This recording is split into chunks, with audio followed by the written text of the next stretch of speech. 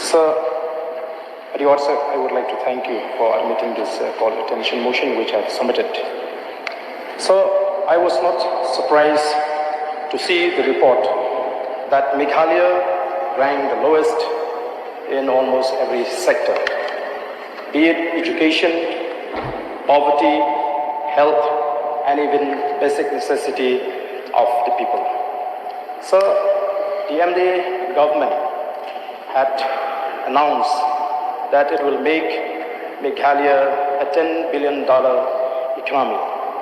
However, sir, that will remain to be a distant dream for the government of the day. So, I have seen that even our Honorable Chief Minister had acknowledged the fact that all is not well in Meghalaya as far as the economic condition of the people is concerned. The fact remains that in reality, the state government is least bothered about the economic condition of the state.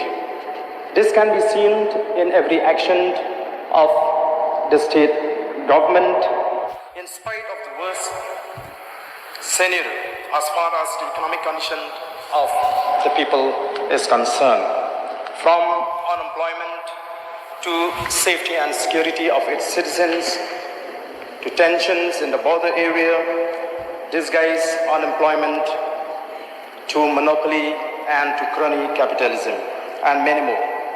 So, sir, I wonder that how the government still have the audacity to organize festival after festivals at the expense of the state government.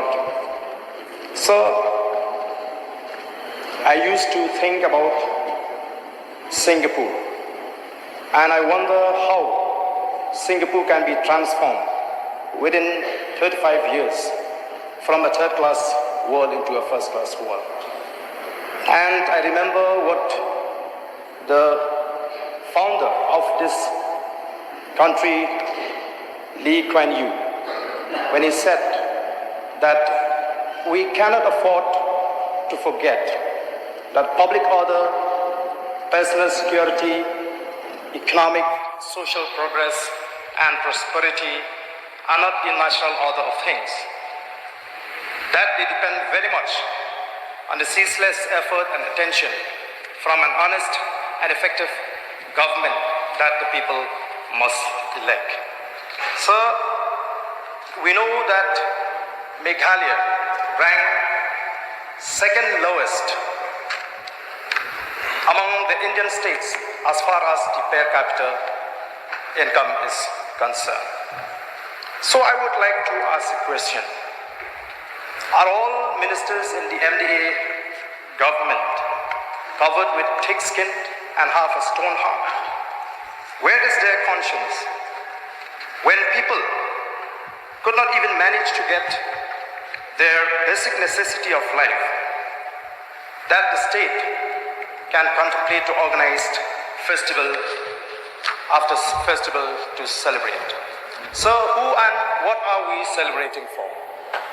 Therefore, sir, I strongly demand from the government to stop all kind of festivals for the sake of our poor people and as a matter of respect for them.